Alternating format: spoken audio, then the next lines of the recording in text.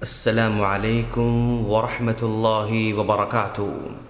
سامعین، آؤ عقیدہ سیکھیں میں آپ کا استقبال کیا جا رہا ہے۔ آج کی اس مجلس میں ہمیں جانیں گے کہ فرشتوں پر ایمان لانے کا مطلب کیا ہے۔ سب سے پہلے یہ جانیں گے کہ فرشتے کن کو کہتے ہیں۔ جواب: عربی میں فرشتوں کو ملائکہ کہا جاتا ہے۔ فرشتے ایک ایسی مخلوق ہیں جو نظر نہیں آتے ہیں اور اللہ تبارک و تعالیٰ کی ہمیشہ عبادت میں لگے ہوئے رہتے ہیں۔ فرشتوں کو اللہ تبارک و تعالیٰ نے نور سے پیدا کیا ہے اور ان کو اپنے تمام احکام پوری طرح بجا لانے، انہیں نافذ کرنے کی طاقت بھی عطا کر رکھی ہے۔ فرشتوں کی تعداد کتنی ہے؟ جواب: فرشتوں کی تعداد بہت زیادہ ہے اور اللہ تبارک و تعالیٰ کے علاوہ ان کی صحیح تعداد کوئی نہیں جانتا ہے۔ حضرت انس رضی اللہ تعالیٰ عنہ کی معراج والی حدیث میں آتا ہے کہ نبی کریم صلی اللہ علیہ وسلم جب آسمان پر بیت المعمور پر پہنچے تو دیکھا کہ اس میں ہر روز 70,000 فرشتے طواف کرتے ہیں، اور جو اس میں ایک بار طواف کر کے چلا جاتا ہے تو دوبارہ اس میں لوٹ کر نہیں آ سکتا ہے، یعنی پھر کبھی اس کی واپسی کی باری نہیں آتی ہے۔ یہ بخاری اور مسلم کی روایت ہے۔ اچھا جناب، فرشتوں پر ایمان کیسے لانا؟ جواب: فرشتوں پر 4 طریقے سے ایمان لانا ہے۔ نمبر 1، فرشتوں کے وجود پر ایمان لانا ضروری ہے۔ نمبر 2، جن فرشتوں کے نام ہمیں معلوم ہیں ان پر تفصیلی ایمان لانا، اور جن فرشتوں کے نام ہمیں نہیں معلوم ان پر اجمالی طور پر ایمان لانا ہے۔ نمبر 3، فرشتوں کی جن صفات کا ہمیں علم ہے ان پر ایمان لانا، جیسے حضرت جبرائیل علیہ السلام کی صفت کے بارے میں اللہ کے رسول صلی اللہ علیہ وسلم نے فرمایا: میں نے جبرائیل علیہ السلام کو ان کی اصلی شکل و صورت میں دیکھا ہے۔ ان کے 600 پر تھے اور انہوں نے افق کو بھر رکھا تھا، یعنی پوری فضا پر چھائے ہوئے تھے۔ یہ مسند احمد کی روایت ہے۔ کبھی فرشتے اللہ تبارک و تعالیٰ کے حکم سے انسانی شکل و صورت میں بھی ظاہر ہوتے ہیں، جیسا کہ حضرت جبرائیل علیہ السلام کے بارے میں آتا ہے کہ جب اللہ تبارک و تعالیٰ نے انہیں حضرت مریم علیہ السلام کے پاس بھیجا تو وہ ان کے پاس ایک عام انسان کی شکل میں آئے تھے۔ اسی طرح ایک مرتبہ حضرت جبرائیل علیہ السلام نبی کریم صلی اللہ علیہ وسلم کی خدمت میں حاضر ہوئے۔ اس وقت آپ صحابہ کرام کے درمیان بیٹھے ہوئے تھے۔ وہ ایک ایسے شخص کی شکل میں آئے تھے کہ ان کے کپڑے انتہائی سفید تھے، سر کے بال غیر معمولی طور پر سیاہ تھے اور ان پر سفر کے آثار بھی نہیں تھے۔ صحابہ میں سے کوئی بھی انہیں نہیں پہچانتا تھا۔ وہ اپنے گھٹنے نبی کریم صلی اللہ علیہ وسلم کے گھٹنوں سے ملا کر بیٹھ گئے اور اپنے ہاتھ اپنے رانوں پر رکھ لیے۔ انہوں نے نبی کریم صلی اللہ علیہ وسلم سے اسلام کے بارے میں، ایمان کے بارے میں، احسان کے بارے میں اور قیامت کی نشانیوں کے بارے میں سوال کیا۔ نبی کریم صلی اللہ علیہ وسلم انہیں جواب دیتے رہے۔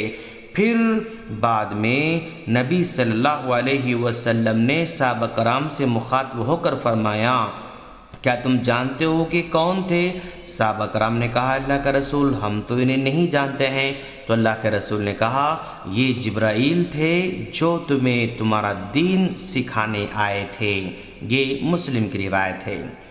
اسی طرح وہ فرشتے جن کو اللہ تبارک و تعالیٰ نے حضرت ابراہیم علیہ السلام، حضرت لوط علیہ السلام کے پاس بھیجا تھا، تو وہ بھی انسان ہی کی شکل میں آئے تھے، جس سے پتہ چلا کہ فرشتے انسان کا روپ اختیار کر سکتے ہیں۔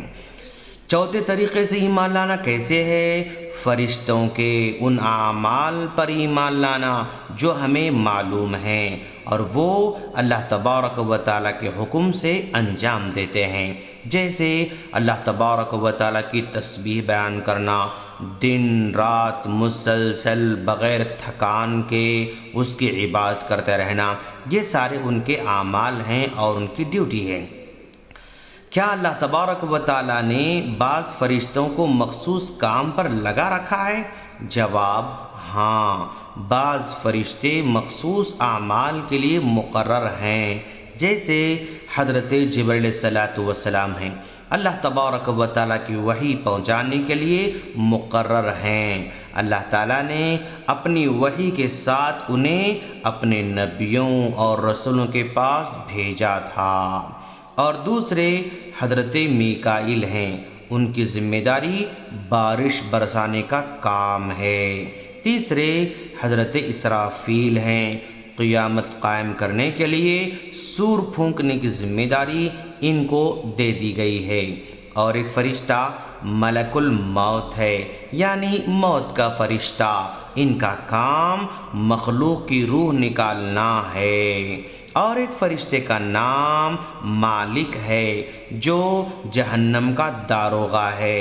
داروغہ کا مطلب واچ مین۔ اور کچھ فرشتے ہیں جو ماں کے پیٹ میں پلنے والے بچے کے نگران ہوتے ہیں۔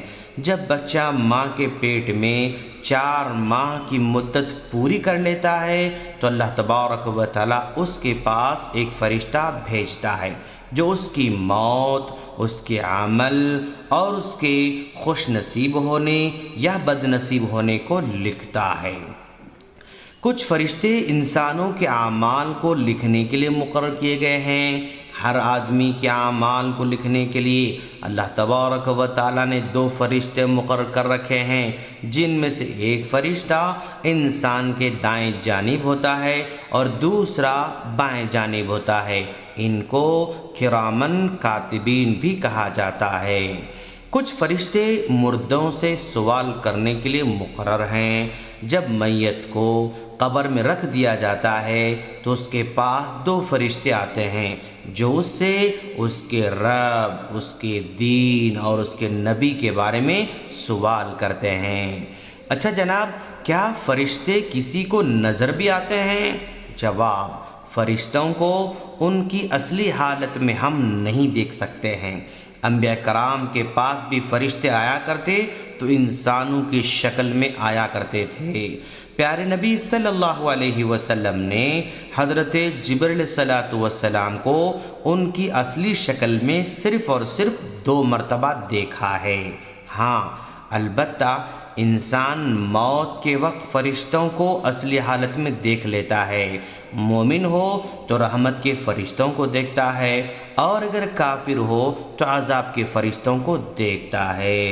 اچھا جناب، جو شخص فرشتوں کو نہ مانے تو وہ کون ہے؟